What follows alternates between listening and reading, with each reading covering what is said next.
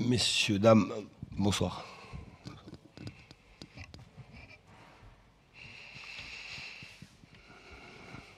Coach, bonsoir. Encore une fois, un scénario renversant. Il s'est passé encore quelque chose à la pause? Vous avez encore eu des mots? Non. On s'attendait à un match évidemment difficile. On aurait pu, on était peut-être marqué par les trois derniers matchs à domicile. J'avais demandé à mes joueurs dans la préparation de rester concentrés sur le plan de jeu, sur la durée du match. Il pouvait y avoir soit des événements positifs, c'est-à-dire menés au score, soit il pouvait y avoir des événements négatifs et être menés au score. Mais de ne pas sortir de ce plan de jeu, c'est ce qu'il nous était arrivé sur les matchs à domicile et même sur les 35 ou 40 dernières minutes du match à Rennes. Voilà, les joueurs sont restés concentrés sur leur rôle, leur tâche. On est mené, est-ce qu'on mérite d'être mené en première période? On prend un but qui me semble très stupide. On a une ou deux situations, mais on sait que Lens vous impose beaucoup de courses, il y a beaucoup de jeux vers l'avant. Et puis après, il a fallu prendre peut-être sûrement plus de risques en deuxième période. Les joueurs sont rentrés avec une grande détermination, comme au coup d'envoi, mais avec un supplément d'âme, avec un peu plus de course, un peu plus un esprit avec plus joueur. Et on a su égaliser. Évidemment qu'à l'égalisation, le match bascule. Et c'est à ce moment-là qu'il a basculé, même si Lens s'est procuré des occasions, comme ils le font depuis le début de saison. On a eu au moins le mérite de croire jusqu'au bout à la victoire, et la victoire récompense le travail du groupe, le travail des joueurs. Et elle est aussi, évidemment, elle arrive au bon moment pour nos supporters qui restaient très malheureux, déçus, quelquefois en colère sur nos prestations à domicile. Joie à la fin, on a l'impression que c'est un poids aussi qui s'est libéré. Même Mario Lemina, quand il marque, on sent qu'il est touché. Alors d'ailleurs, il sort juste après. C'est physique, c'est ça? Oui, il a pris une béquille. Il a pris une grosse béquille sur la première action.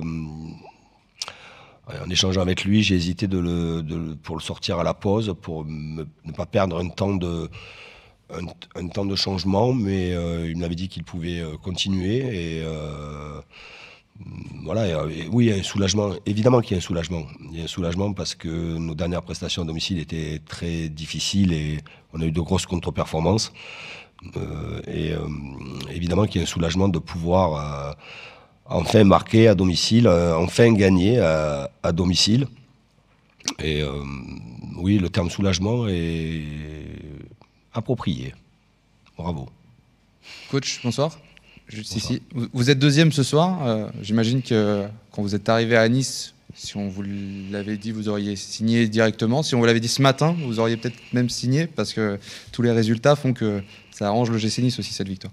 Oui, c'est un championnat qui est quand même assez ouvert, même si, ça y est, Paris a pris ses distances. C'est très compact en haut. Voilà, on bascule avec 33 points. Marseille a un match en retard. On bascule avec 33 points. C'est bien, mais ça aurait dû être mieux, et notamment à domicile. Il y a beaucoup de paramètres qui ont fait qu'on a eu des problèmes dans le jeu, avec des joueurs qui sont arrivés, des joueurs qui ont été aussi longtemps blessés, des associations qu'on n'a pas pu faire souvent. Mais évidemment que voilà, la place de second pour moi est très anecdotique. On a 33 points. Ce n'est pas moi à juger si c'est un bon parcours ou pas. Il y a maintenant ce qui va se passer sur la deuxième partie de saison, et c'est là qu'il faut regarder. Il ne faut pas regarder en arrière, même si ma fonction m'impose de regarder quand même certains matchs que l'on a joués. Il y a la CAN qui arrive. Il y aura des départs importants. Mario, Hicham Boudaoui et évidemment Youssef. On va les avoir absents pour entre 6 et 7 matchs. C'est une période importante pour l'équipe. Voilà, on va voir ce que le club va pouvoir faire, non pas pour compléter l'effectif, mais pour l'améliorer. Parce que maintenant, quand vous êtes second, ou du moins que vous êtes dans le bon wagon, qu'est-ce qu'on fait ? Christophe, bonsoir, ici sur votre droite. Est-ce que la satisfaction n'est pas d'autant plus grande quand on regarde le scénario du match ? 3 défaites à domicile, vous faites une bonne première, vous vous retrouvez mené au score, on aurait pu penser que l'équipe allait complètement plonger, et la réaction est d'autant plus satisfaisante, j'imagine. Oui, la réaction, moi j'ai trouvé qu'on a fait quand même une bonne première période, même si Lens a fait aussi une bonne et sûrement une meilleure puisqu'ils ont mené au score. On avait du mal à se créer des occasions parce qu'on avait évidemment un bloc bas, très compact. Mais voilà, de renverser évidemment les situations comme ça montre toujours un certain état d'esprit. Sur les 3 défaites à domicile, que ce soit Montpellier, Metz et Strasbourg, à chaque fois que nous avons été menés ou qu'on n'arrivait pas à faire la différence, et je pense notamment à Montpellier, on s'est désorganisé, on n'est pas resté sur un plan de jeu très précis, les joueurs sont sortis un peu de leur rôle, et ce qui a fait qu'on a pris par exemple un but en fin de match contre Montpellier, contre Metz, ça a été très poussif. Alors, contre Strasbourg, elle est pour moi, hein, elle n'est pas pour les joueurs. Mais voilà quoi, évidemment qu'il faut apprécier à sa juste valeur cette victoire. Il faut apprécier le fait d'avoir 33 points. Mais les équipes qui se battent pour les places européennes, quand elles n'arrivent pas à gagner, elles ne perdent pas. Et c'est là-dessus que l'on doit beaucoup travailler. Ce n'est pas refuser le jeu. Je crois qu'il faut jouer. Il faut énormément jouer pour se donner plus de chances de gagner. C'est ce que nous avons quand même fait ce soir. Mais quand on n'y arrive pas, il ne faut pas perdre. Et c'est ce que j'ai comme regret sur les matchs à domicile. Mais voilà, c'est une première partie de saison, je le répète encore une fois, dans un nouveau projet avec un effectif qui a été fortement renouvelé, avec des absences. Calvin Stenz qui a été longtemps absent, Justin Kluivert qui a été longtemps absent, Youssef aussi qui a eu pas mal de pépins. Donc voilà, dans l'ensemble c'est satisfaisant, mais c'est pas exceptionnel. Vous venez de parler de Justin, justement. Ce soir, il est décisif, il fait un match plein, il travaillait beaucoup, et là, ce soir, il a apporté en plus la percussion, le geste décisif. Oui, Justin, je le répète, il était très longtemps absent, 8 semaines. 8 semaines, et 8 semaines, c'est 2 mois, donc c'est très long. Donc pour prendre ses repères avec ses partenaires et découvrir aussi les relations qu'il peut avoir sur le terrain, cette absence a été préjudiciable dans ses performances. Il a une capacité à... Il est insouciant aussi, et on a besoin d'insouciance. Il ne faut pas avoir que des joueurs qui calculent, qui réfléchissent. Et lui, il a cette insouciance, il est très joueur.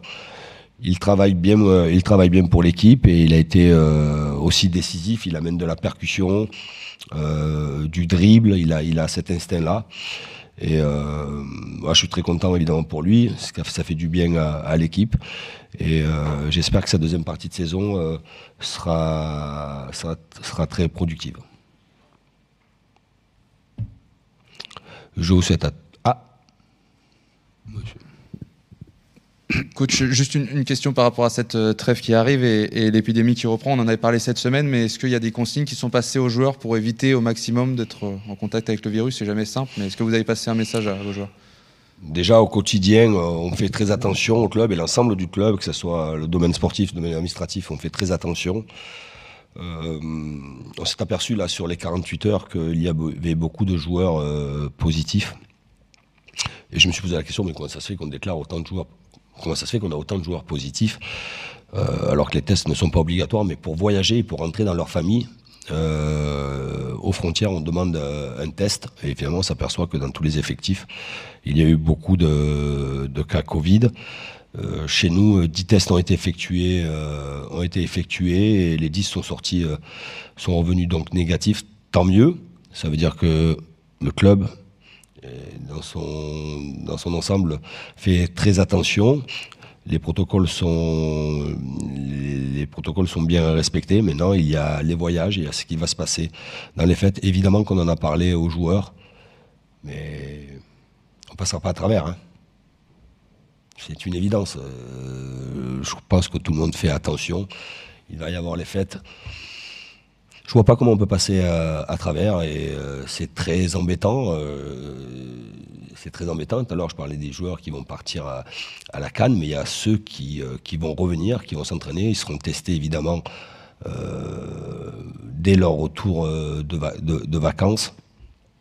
Et automatiquement, je me fais aucun doute qu'on aura sûrement des cas positifs. Avec aussi, dans cette période de vacances et dans la préparation de la reprise, aussi l'incertitude de savoir si on va jouer le 2 janvier ou si on ne va pas jouer. Voilà. Je vous souhaite à tous de passer de bonnes fêtes de Noël, profitez du champagne, du chocolat.